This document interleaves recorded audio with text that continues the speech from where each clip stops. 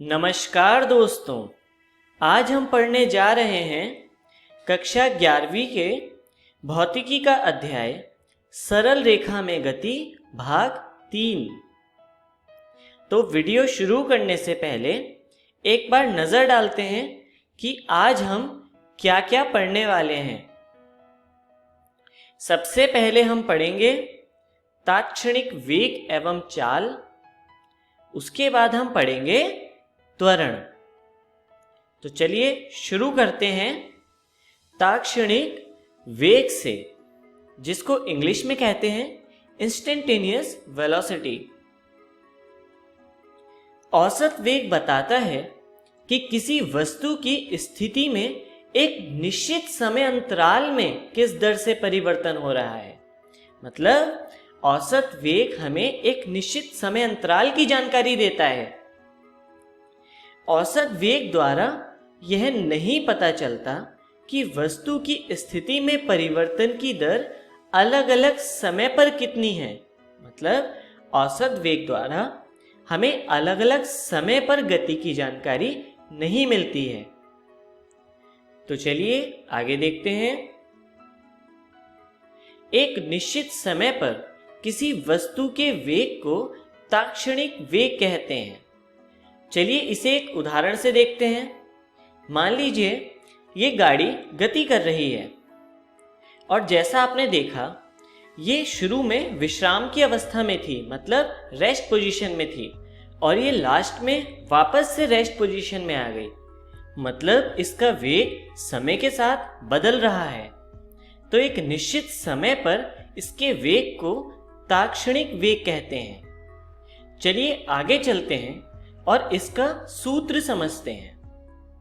किसी वस्तु का तात्क्षणिक वेग उसके औसत वेग के बराबर होता है यदि वस्तु की दोनों स्थितियों के बीच का समय अंतराल 0 के निकट हो।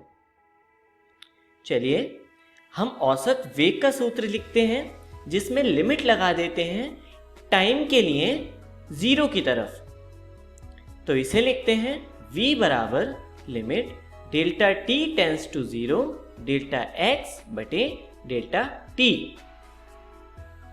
तो लिमिट की वजह से डेल्टा x चेंज हो जाता है dx एलिमेंट में और डेल्टा t चेंज हो जाता है dt एलिमेंट में, और वेलोसिटी बन जाती है dx ओवर dt।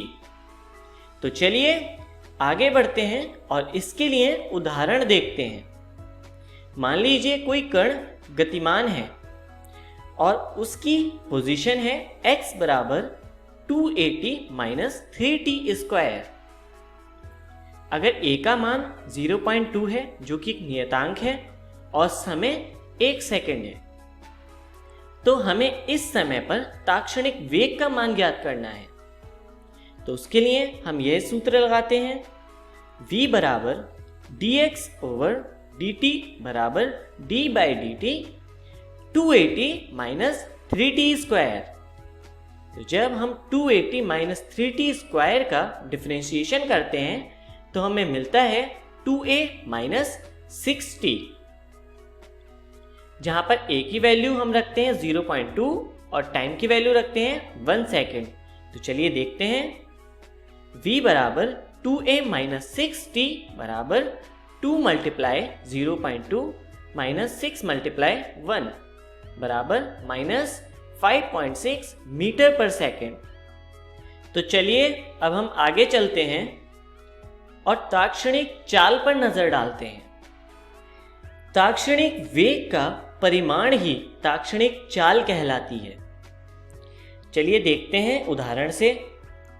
मान लीजिए तात्क्षणिक वेग का मान है v बराबर माइनस 5.6 मीटर पर सेकेंड। तो इसके लिए तात्क्षणिक चाल का मान हो जाएगा u is equal to 5.6 metre पर सेकेंड। यहाँ पर हमने तात्क्षणिक वेग का केवल परिमाण लिया है, इसलिए माइनस साइन नहीं आया है। एक और उदाहरण देखते हैं। v is equal to 6 metre पर सेकेंड। इसके लिए तात्क्षणिक चाल का मान हो जाएगा u is equal to 6 metre पर सेकेंड।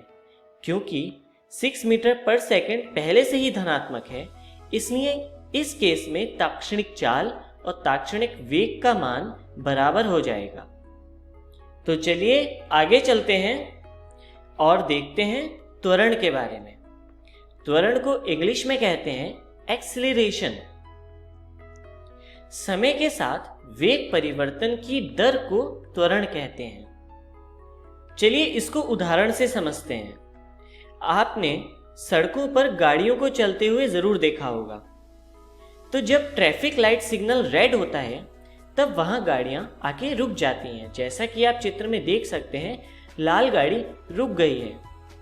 तो इसका अंतिम वेग हुआ 0, जबकि प्रारंभिक वेग का एक निश्चित मान था। तो यहां से हमें पता चलता है वेग समय के साथ परिवर्तित हो सकता है और इसी दर को त्वरण कहते हैं। चलिए आगे चलते हैं और औसत त्वरण के बारे में पढ़ते हैं। वेग परिवर्तन तथा समय अंतराल के अनुपात को औसत त्वरण कहते हैं।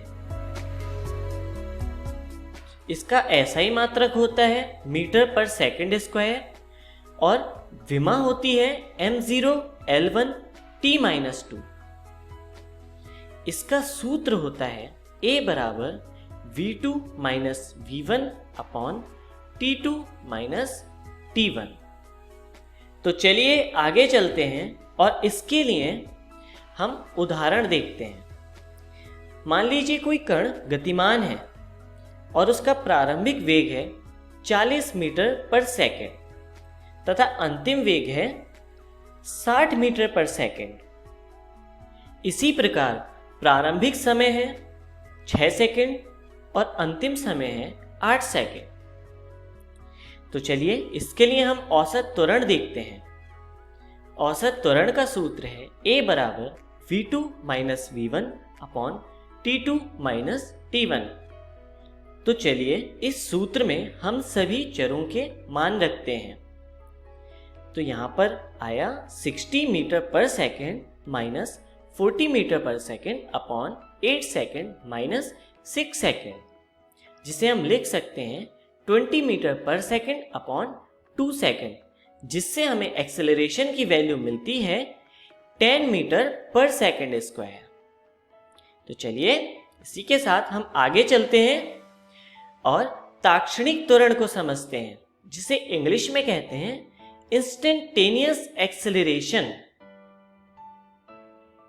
एक निश्चित समय पर किसी वस्तु के त्वरण को ताक्षणिक त्वरण कहते हैं। जिस प्रकार एक निश्चित समय पर किसी वस्तु के वेग को ताक्षणिक वेग कहते हैं, इसी प्रकार ताक्षणिक त्वरण भी एक निश्चित समय पर डिफाइन किया जाता है। इसे एक निश्चित समय पर वेग और समय ग्राफ की स्पर्श रेखा के ढलान के रूप में भी परिभाषित किया जाता है। तो आइए अब हम इसका सूत्र देखते हैं। इसे हम लिखते हैं A बराबर limit t tends to 0 delta V upon delta t। तो चलिए अब हम आगे बढ़ते हैं और इसके लिए उदाहरण देखते हैं। मान लीजिए कोई कण गतिमान है जिसका वेग इस तरह से दिखाया है v बराबर 480 माइनस टी स्क्वायर, जहां पर a एक कांस्टेंट है जिसकी वैल्यू है 2 और t समय है जिसकी वैल्यू है 1 सेकेंड। हमें यहाँ पर 1 सेकेंड पर ताक्षणिक त्वरण का मान ज्ञात करना है। तो इसके लिए हम ताक्षणिक त्वरण का सूत्र प्रयोग करते हैं, जो कि है A बराबर dv बाई dt, जिसे हम लिख सकते हैं dy dt 480 minus T square, और जिसका डिफरेंशिएशन हमें मिलता है 4a माइनस 2t। अब यहाँ पर हम a का और t का मान रखते हैं, जो कि इस तरह से है a बराबर 4a minus 2t is equal to 4 multiply by 2 minus 2 multiply by 1 is equal to 6 metre पर सेकेंड स्क्वायर। तो यहाँ पर हमें एक्सेलरेशन मिलता है 6 मीटर पर सेकेंड स्क्वायर। तो चलिए आगे बढ़ते हैं और एक समान त्वरण के बारे में पढ़ते हैं, जिसे इंग्लिश में कहते हैं यूनिफॉर्म एक्सेलरेशन। यदि वेग परिवर्तन की दर नियत है तो त्वरण एक समान त्वरण कहलाता है। चलिए इसे ग्राफ से समझते हैं। यहां पर पहला ग्राफ है वेग और समय के बीच, जो इस तरह से है। यहां पे आप देख सकते हैं ग्राफ एक सरल रेखा है जो प्रदर्शित करता है कि वेग एक समान गति से परिवर्तित हो रहा है। इसलिए हमें त्वरण और समय का ग्राफ इस तरह से मिलता है, जो कि एक समान त्वरण को प्रदर्शित करता है। यहाँ पर ग्राफ में एक्सेलरेशन का मान यानी त्वरण का मान नहीं बदल रहा है। चलिए अब हम आगे चलते हैं। आपने औसत त्वरण का सूत्र इस प्रकार पढ़ा था, जो कि है A बराबर v2 minus v1 upon t2 minus t1। अब यहाँ पर त्वरण एक समान त्वरण है। चलिए मानते हैं t2 माइनस t1 कुल समय अंतराल t के बराबर है, तो इसे हम लिख सकते हैं v2 माइनस v1 बटे t। यदि हम दोनों तरफ t से गुणा करें तो हमें मिलता है at बराबर v2 माइनस v1, जिसे हम इस तरह से भी लिख सकते हैं v2 बराबर v1 प्लस at, जहां पर v2 अंतिम वेग है और v1 प्रारंभिक वेग है। और इस समीकरण को आपने न्यूटन की गति की समीकरण के रूप में भी पढ़ा होगा, जिसे इस प्रकार प्रदर्शित किया जाता है v बराबर u प्लस at। तो चलिए अब हम आगे चलते हैं और असमान त्वरण के बारे में पढ़ते हैं। यदि वेग के परिवर्तन की दर स्थिर नहीं है तो त्वरण को असमान त्वरण कहते हैं। इसे इंग्लिश में कहते हैं नॉन यूनिफॉर्म एक्सेलरेशन। चलिए इसे ग्राफ द्वारा समझते हैं। पहला ग्राफ है वेग और समय के बीच। मान लीजिए ये कुछ इस तरह से है, तो आप देख सकते हैं ये कोई सरल रेखा नहीं है, इसलिए वेग परिवर्तन की दर नियत नहीं है और इसी के कारण त्वरण और समय का ग्राफ कुछ इस तरह से होगा, जो कि समय के साथ परिवर्तित हो रहा है। तो चलिए अब हम आगे चलते हैं और जानते हैं कि आज की वीडियो में हमने क्या क्या सीखा। तो आज हमने सीखा ताक्षणिक वेग एवं चाल, उसके बाद हमने पढ़ा औसत एवं ताक्षणिक त्वरण, तथा सबसे अंत में हमने पढ़ा एक समान व असमान त्वरण। तो चलिए आगे चलते हैं और देखते हैं कि अगली वीडियो में हम क्या सीखने वाले हैं। तो अगली वीडियो में हम पढ़ेंगे एक समान त्वरण से गतिमान वस्तु का शुद्ध गतिकी संबंधी समीकरण। धन्यवाद।